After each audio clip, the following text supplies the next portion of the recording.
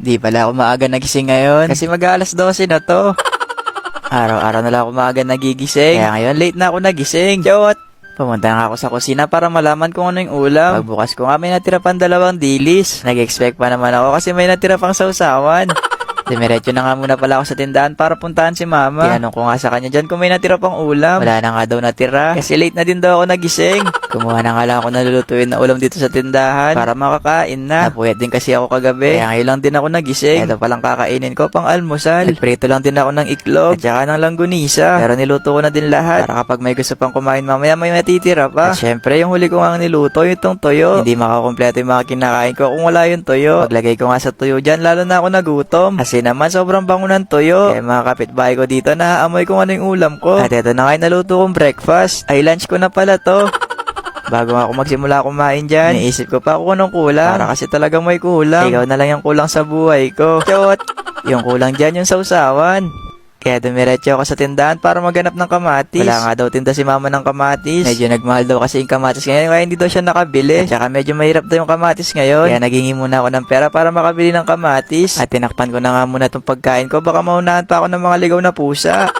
At ako naman maglalakbay para hanapin yung kamatis. Unang tindahan nga na pinuntahan ko, walang kamatis. Pangalawang tindahan, wala pa rin kamatis. Napadpad na ako dito sa palengke namin. Wala pa rin silang tinda. Kaya sumakay na ako ng jeep papuntang San Fernando. Sigurado ako doon meron na. Sa mga oras nga na yun, hindi ko alam kung saan ako dadali ng mga paa ko.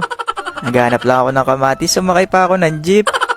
Shoutout pala kay ate, lipat daw siya ng upuan para makapagpa-picture. Sa kalahati pala ng biyahe namin, medyo nakatulog na ako. At update ko lang kayo, nandito na ako sa San Fernando. Sa paghahanap ko din pala ng kamatis. Sinama ko rin pala yung videographer ko. Mahirapan kasi ako mag-vlog kung ako lang mag-isa. At saka lucky charm ko si ate. Kaya kapag kasama ko yun, makakakita ako ng kamatis dito.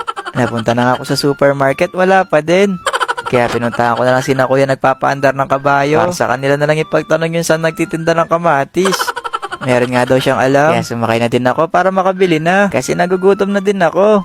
Pagsakay ko nga, sumakay na din si ate. Kapag pala nakasakay ka dito sa kabahay sa San Fernando, para ka rin nagpaparada. Pakaway-kaway nga lang ako dyan. Para kunwari may mga nakakakilala sa akin. Chot! Yung feeling din pala ng pagsakay namin dito ni ate. Para ka rin nabuhay nung sinaunang panahon. Tinitignan ko nga dyan si kuya kung paano siya magpaandar. Gusto ko nga rin sana magpaandar. Kaso nga lang baka liparan kami ng kabayo. Mapunta kami bigla sa ibang bansa. Chot!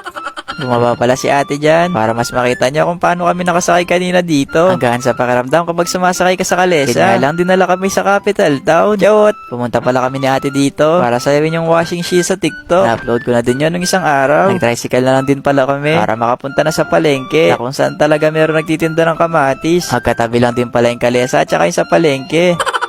Gusto lang talaga namin sumakay kanina ni ate sa kalesa. Pagdating ko nga sa palengke, hinanap ko kagad yung mga nagtitinda ng kamatis. Ito nga si ate, natagpuan ko na. Kaya pala wala masyadong kamatis ngayon. Sobrang mahal ng kilo. Sobrang mahal nga, parang ayoko na din bumili. Chot! Iilan na nga lang yung pinili ko dyan. Kasi baka hindi na magkasya yung pera ng pamasahe ko pa uwi. Update ko lang kayo, nakauwi na din ako. Pagka-uwi ko ngayon, nugasan ko na kagad yung kamatis. Ang haba na nilakbay ko bago ko makuha tong kamatis. At sa wakas, makakain na din ako. At ito nga yung kulang kanina, yung sausawan. Kaso nga lang, pagbukas ko ng kinakain isang ko, tuyo na lang yung natira. Ma! Sino kumain sa ulam ko? Bakit kinain ni Bokyo? Bokyo! Hindi ako! Sino kinain dyan? Hindi ako! Parang ayaw ko na yata kumain. Pero nagugutom na talaga ako. Kaso tinatamad na ako magluto. Kaya kumuha na lang ako ng boneless na bangus. Kasi ito na lang yung ulamin ko. Ito yung madalas kong ulamin kapag walang ulam. Ang bait nga ng kumain sa ulam ko dito. Kasi tiniran pa ako ng isang tuyo. O sige, nakakain na muna ako. At sana masarap yung ulam nyo. Ayun lang. Bye-bye! Maaga nga akong pinuntahan ni Papa kasi may nagpapa-shoutout daw. Shoutout ko daw sila kasi pinauna daw siya sa bakery kanina. Eto nga, may dala pa siyang pandesal. Eto daw yung mga pangalan na gusto magpa-shoutout. Bala ko din pumili ng cake ngayon. Eto na lang din ako bibili. Kumuha na nga din ako ng payong kasi medyo umaambon. Baka lumakas mamaya yung ulan. Shoutout ko na din pala yung mga bumibili sa tindahan. Sinara ko na ulit pala tong payong kasi medyo masikip dito sa daan. At saka naalala ko, baka bigla din mabasa yung payong kapag umulan. Chot! Nagbe-birthday din pala sa 17 si Papa. Kaya i-advance ko na rin yung gagawin ko sa kanya mamaya. Akit nga din pala ng nadaanan kong pusa kasi natutulog siyang nakaupo. Bago nga daw kami pumunta sa bakery ni ate, daan na daw muna daw kami dito sa ukay-ukay. Nakasale nga daw sila ngayon, kaya sobrang mura din. Eto nga may nabili si ate para sa akin. Suot ko daw sa susunod ko na vlog. Pagkatapos nga namin makapagtingin sa ukay, dumiretso na kami dito sa bakery. Pagdating ko nga, hinahanap ko yung mga nagpapa-shoutout. Ako na yung pumunta dito kasi bala ko rin bumili ng cake ngayon. Kaso nga lang mamayang hapon pa daw sila magdi-display. Paglabas nga nila, nahihiya pa sila magpa-picture. Kaya pagkatapos no, nagpaalam na din ako sa kanila kasi maghahanap pa ako ng cake na pwedeng bilhan. Nadaanan ko pa nga si na ate. Lagi daw sila nanonood ng ina-upload ko ng vlog. Parang teleserye din to ah. Charot! Sabi ko mag-hi sila kasi isasama ko sila dito sa vlog. Bala nga pala namin pumunta ni ate sa Apalit ngayon. Doon na lang kayo maghahanap ng cake kasi mas malapit yung Apalit kaysa sa San Fernando. Yun nga lang pagdating namin sa Apalit, naalala namin ginagawa pala yung daan. Kaya sobrang traffic din ng biyahe. Umabot yata kami ng 1 oras din. Parang pumunta din kami ng Manila. Chawot! Nakilala pa nga ako ng bata dito. Sabi niya ako daw si Chawot. Medyo baha na din pala dito sa nadaanan namin. Kaya lalong nagtagal din yung biyahe. Buti na lang talaga. Meron din kami nadalang payong. Pero in case man na umulan mamaya, baka hindi rin namin gamitin kasi baka mabasa. Na malapit na nga kami sa bilihan. Bumaba na din kami ni ate. Para po. Para ako sa'yo. Uy, charot. Nakakayahan tayo.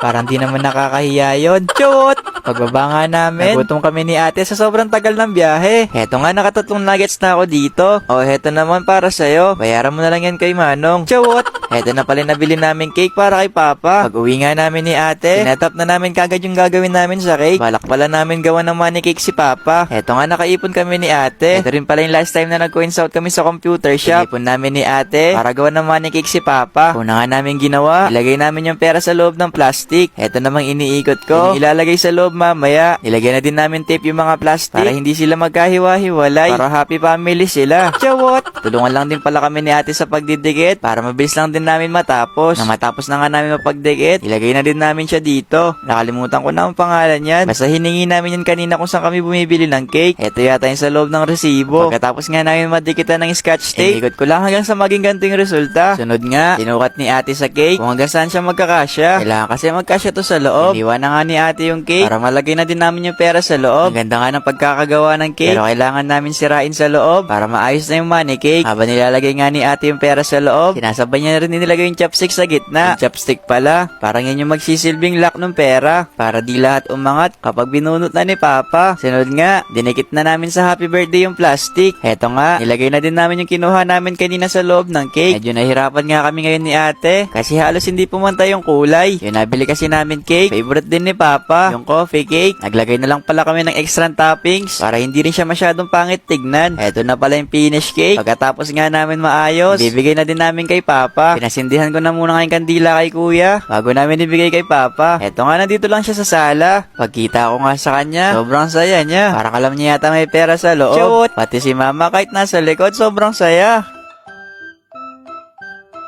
Di ko lang alam ngayon. Sinabi niya kay Papa. Pablaw nga ng candle ni Papa. Sabi namin, bunutin niya yung kulay white. Ay, yung happy birthday pala. Tawang-tawa nga kami dyan. Kasi sabi ni Papa, pinaprank daw namin siya. Tumayo pala kami dyan. Kasi baka hindi makayanan ni Papa yung paghila. Akala nga ni Papa, 61 daw to. Kasi 61 na din daw siya.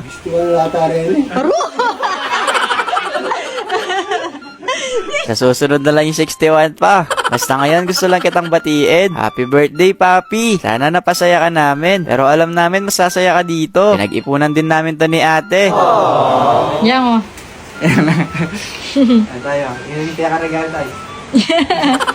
Ang tagal niya na daw gusto magkaroon ng gold. Kaya pinag-ipunan talaga namin to ni ate. Pinasuot na nga ng kuya ko kung kasya. Kasi kung hindi ka kasya yan, sa akin na lang. Chawot! Ayun lang. Bye-bye!